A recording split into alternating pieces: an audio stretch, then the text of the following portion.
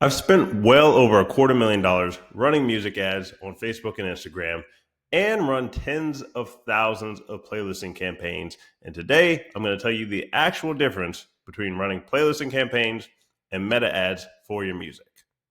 So, as you can see here, this is just some proof. This is through from 2022 to 2025 of just how much I've spent on meta ads. You can see the cost per lead for some of these getting down into the 6 cents per lead, 7 cents. Most of these are under 10 cents per lead. So obviously we've run a good bit there, so we would know what we're doing there, and also built Playlist IQ and run OmarMC.com. OmarMC is an agency, and it inspired me to build Playlist IQ. We've run tens of thousands of playlisting campaigns there, if this is the first time you're checking us out. And this is the actual difference. I understand I'm in a unique position because a lot of people either run playlisting or they do the meta ads. We do both, so I can tell you the actual difference between the two. And I will show you stats to back up everything I'm saying, as I just show you some stats.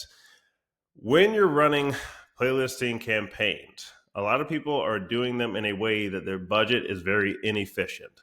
So they go to some websites I won't name, they spend money for feedback, and then 70 to 90% of that budget gets wasted on rejection notes. People just saying, hey, I like your song, I like this part, I like that part, but I'm not going to put it on my playlist for whatever reason.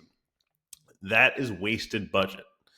And to really trigger the Spotify algorithm and get the growth that you want to see for your music and stretch your dollar farther, it needs to be a more efficient spend. You can't waste that much money. No other industry where people waste that much money and expect to still get good results. So this is how Playlist IQ was born. It's a two-tiered system. The first response you get from curators is just them saying, yes, I like this song and I think it's good for my playlist, or no, I don't like it. And I don't think it's good for my playlist at all. They do that initial response for free. In exchange, they get to charge their own rates for writing detailed feedback. So the flow goes, let's say I select these playlists for this song.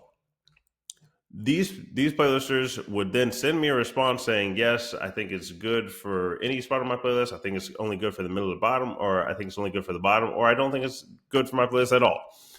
Since they said yes to that, like let's say this one says yes. After I pay them for the detailed feedback, they send the feedback back to me, and they send me a schedule of when they will add the song to their playlist because they already answered that they thought it was good for the playlist. So if they don't add the song after I pay for the detailed feedback, then their trust score on the platform can get dinged because they're not acting in a trustworthy manner. So, and again, they do this in exchange for charging their own rate for the feedback. So everybody has a different price on here, and this is why it gets interesting in like what is better, playlisting or meta ads. A lot of these playlisters have run way more money in meta ads than most indie artists could ever dream of in Facebook and Instagram ads. Since they've run so much, a lot of times they're better at ads, or they just run them so much that they're getting really good cost per results. Like they're getting really good cost per followers and running these ads. And when an artist tries to run their own ads on Meta, sometimes they're paying like 10 or 20 times as much per result, per conversion, than the playlisters on Playlist IQ or even other platforms that they're on. You're paying way more than them when you run meta ads. So if you don't have an ad or if you're not good at ads, or you don't have an ad that's running anywhere near the cost that they're getting results, it does make more sense to do playlisting versus trying to run meta ads. Like, yes, you should have some budget reserved for both of them. There should not be a time that you're not doing any of either, because a lot of artists are just hoping and wishing that they'll go viral. Like, yes, you should post your music and try to go viral on TikTok and Instagram, but you cannot, that's not a strategy. That is a wish. You have to have a budget set aside if you want to take music seriously at all. If you're just a hobby artist, and you want everything coming to you for free, and you think this should be free, that should be free, then music is a hobby for you. You have no serious aspirations to do it professionally and make a living from it. If you want to make a living, if you want it to be your business, you have to have investment. You have to invest in yourself. If you don't believe in yourself, you're not going to invest in yourself. If you do believe in yourself, you are going to invest in yourself.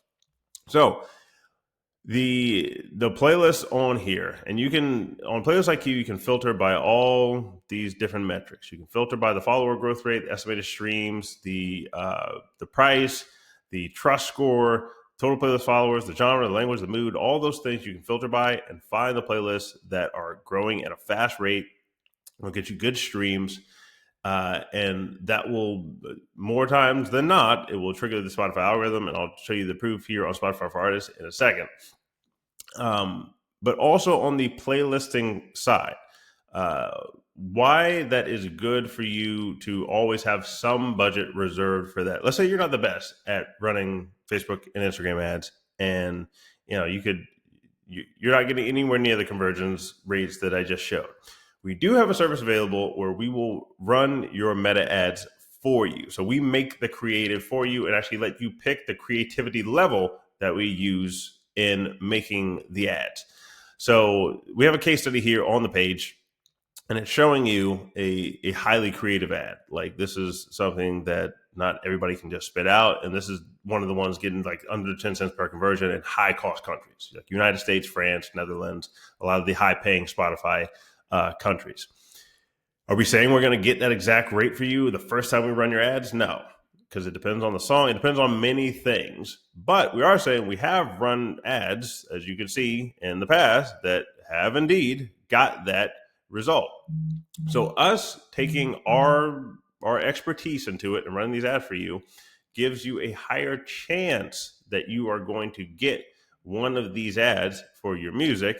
And then we actually give you the winning creative. At the end of running these ads, we actually give you the winning creative so that if you want to run them yourself, you can try in your own Meta and Facebook ads. Or if you just want us to re-up your ads and continue running them, we can do that too.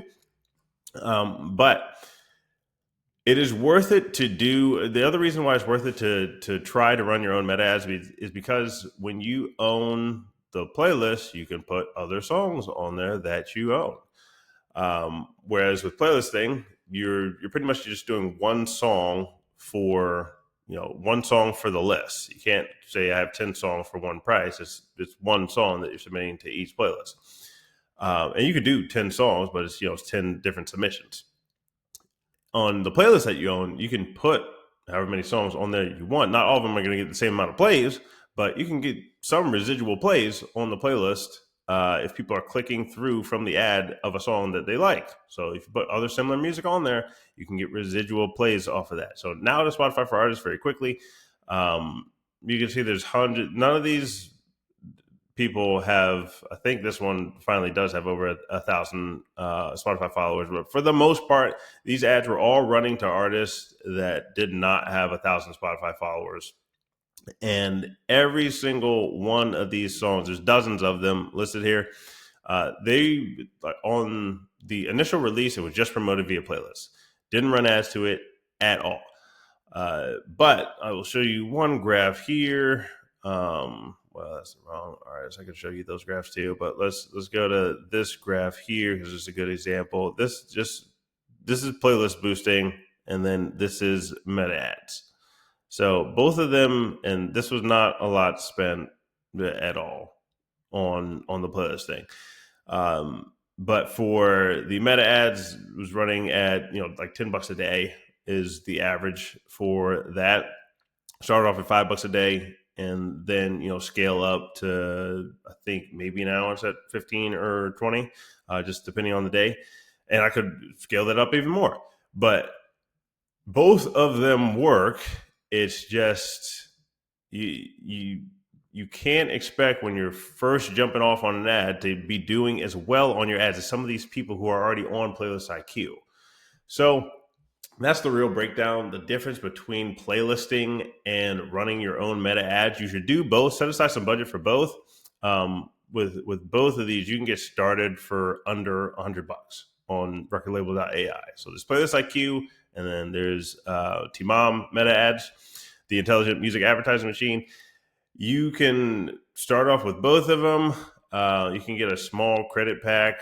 You can get the one for like $300 and test out all these different things that I just mentioned. And with the meta ads, it may take a few ads before you find a winner. You have to test different songs. That's the other things with meta ads. You have to make the creative. You have to do all these other things. With playlist thing, it's just you pick the list and you get on there. Obviously they have to say yes, but the ones that say yes, like you get on the list, and like that's it's very simple to set that up. Meta ads is a little bit more complicated, but this is why you do both. You don't just rely on one strategy. So that's all I got, guys. And check out recordlabel.ai, and I'll see you over there soon.